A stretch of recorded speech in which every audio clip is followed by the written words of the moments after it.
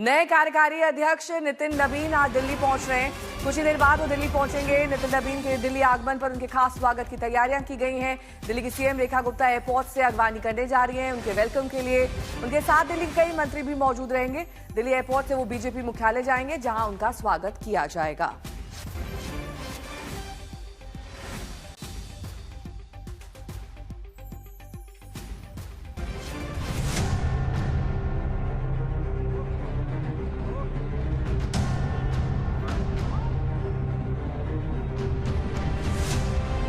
BJP का एक चौंकाने वाला फैसला, लेकिन ये सच है।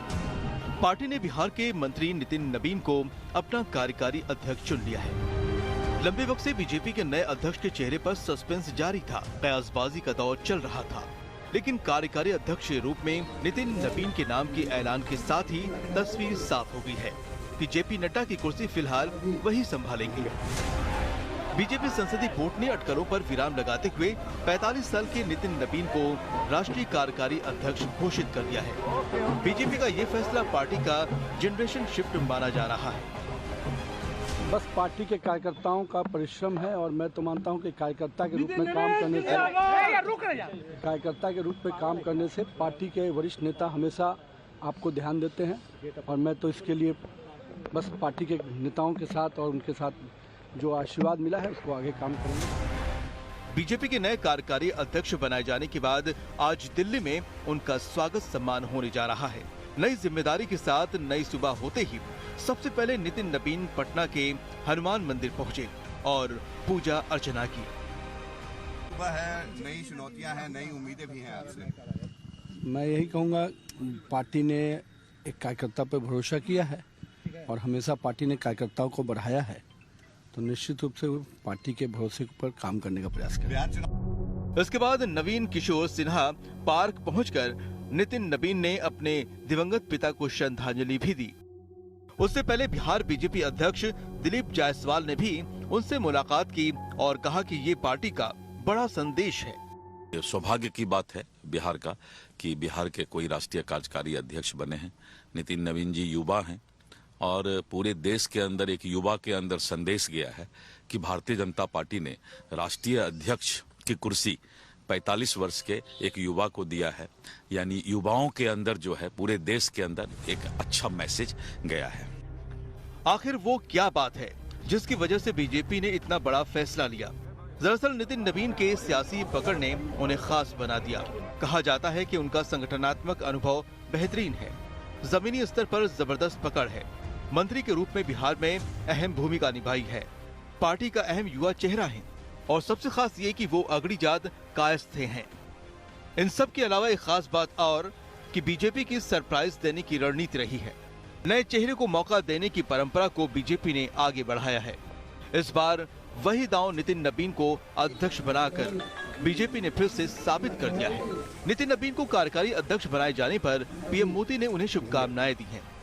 कहा है कि नितिन नवीन मेहनती कार्यकर्ता हैं। अपने परिश्रम से उन्होंने अलग पहचान बनाई है। उनके ऊर्जा और समर्पण पार्टी को और मजबूती देगा। अब नितिन पटना से दिल्ली की सियासत में शिफ्ट हो रहे हैं। आज वो दिल्ली पहुंच रहे हैं। एयरपोर्ट पर उनका स्वागत खुद दिल्ली की मुख्यमंत्री रेखा गुप्ता करेंगे। उसके बाद बीजेपी मुख्यालय में उन्हें सम्मानित किया जाएगा। पटना से शशि भूषण कुमार के साथ हिमांशु मिश्रा, दिल्ली आज तक। वहीं आज तक से खास बातचीत में नितिन नवीन ने कहा कि पार्टी ने बड़ी जिम्मेदारी दी है तो पार्टी के लिए काम करता रहूंगा। उनसे बात की आज तक संवाददाता शशि भूषण कुमार ने। नितिन नवीन जी के लिए बेहद भावुक ये पल, क्योंकि अपने पिता को श्रद्धांजलि उन्होंने अर्पित की है और यहाँ से रवाना हो रहे हैं। नितिन जी, बेहद भावुक करने वाला पल आज, क्योंकि वो दौर भी हमको याद है 2006 में जब पहली बार विधायक बने और उसके बाद जिस तरह की परिस्थितियां रही लगातार आप जीतते आए। मैं तो ये कहूँगा कि पिताजी का आशीर्वाद है। पार्टी ने एक विश्वास किया, कार्यकर्ताओं ने काम सिखाया, नेताओं ने मार्गदर्शन किया और यही कारण है कि आज पिताजी के उस आशीर्वाद के बल पर 20 वर्ष बाद पार्टी आज यहाँ पहुँचाई है। बड़ा उत्साह हम देख रहे हैं पार्टी के युवाओं में। उनको लगता है कि हर कोई नितिन नवीन हो सकता है। मेरा कहना काम पे विश्वास करना चाहिए, शॉर्टकट से नहीं। और मेरा मानना है कि राजनीति धैर्य का काम है धैर्य के साथ निरंतर काम करते रहिए, सफलता मिलती है। चलिए, नितिन नवीन हमसे बातचीत कर रहे थे और अब यहाँ से दिल्ली रवाना हो रहे हैं नितिन नवीन। और ये कह सकते हैं कि जो मैसेज है वो बहुत क्लियर है कि पार्टी के लिए काम करते रहिए। संगठन के लिए अगर आप काम करते हैं तो पार्टी आपको बड़ी जिम्मेदारी कभी भी दे सकती है। और 2006 में पहली दफे उपचुनाव में विधायक बने, जीत करके पटना पश्चिम सीट से, और बाद में लगातार जीतते रहे। और अब देखिए सफर आगे बढ़ रहा है नितिन नवीन का, क्योंकि अब पार्टी के राष्ट्रीय कार्यकारी अध्यक्ष बना दिए गए हैं और अब पटना से दिल्ली के लिए रवाना हो रहे हैं। सहयोगी कैमरा पर्सन नदीम आलम के साथ शशि भूषण, आज तक, पटना। शशि भूषण मेरे सहयोगी जुड़ गए हैं तमाम जानकारी के साथ। दिल्ली से हिमांशु मेरे सहयोगी जुड़ गए हैं। सबसे पहले शशि भूषण, आपका रुख करते हुए, नितिन नवीन जी ने ऐसा क्या काम किया जो बाकियों ने नहीं किया था और उनका चुनाव किया गया, और जो नाम फ्रंट रनर में चल रहे थे वो सब पीछे रह गए?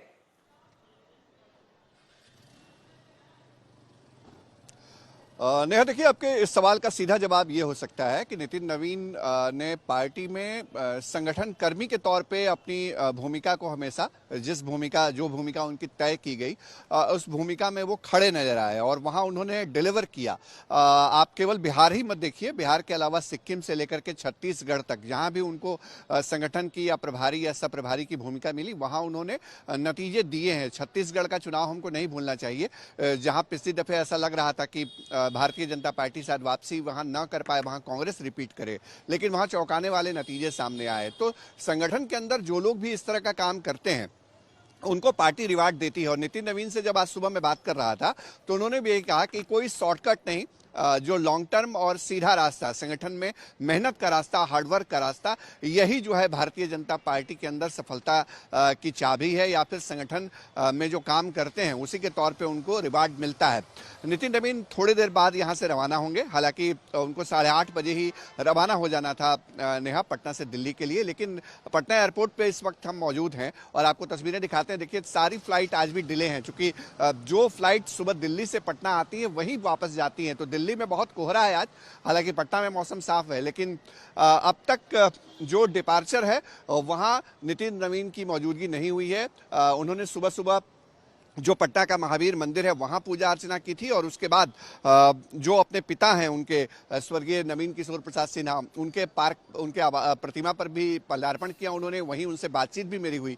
अभी जो पार्टी के तमाम नेता हैं प्रदेश स्तर के, वो नितिन नवीन के आवास पे पहुंच रहे हैं। लगातार बधाइयों का सिलसिला कल से चल रहा है और सबसे अहम बात नेहा, जो यहाँ चर्चा करना जरूरी हो जाती है जिस बात की, मैं लौटूंगी आपके पास। हिमांशु भी हमारे साथ जुड़े हुए। हिमांशु, दिल्ली में क्या कार्यक्रम रहने वाला है? हो सकता है अराइवल थोड़ा लेट हो, क्योंकि शशि भूषण बता रहे हैं कि फ्लाइट वहां से भी देरी से उड़ सकती है और यहाँ क्योंकि कोहरा है इसलिए लैंडिंग भी देरी से होगी। जी देखिए, बिल्कुल, नितिन नवीन जो है पटना से जब दिल्ली आएंगे, वहां पटना एयरपोर्ट पे दिल्ली की मुख्यमंत्री रेखा गुप्ता पहुंचेंगे और उसके बाद सीधा पार्टी दफ्तर आएंगे।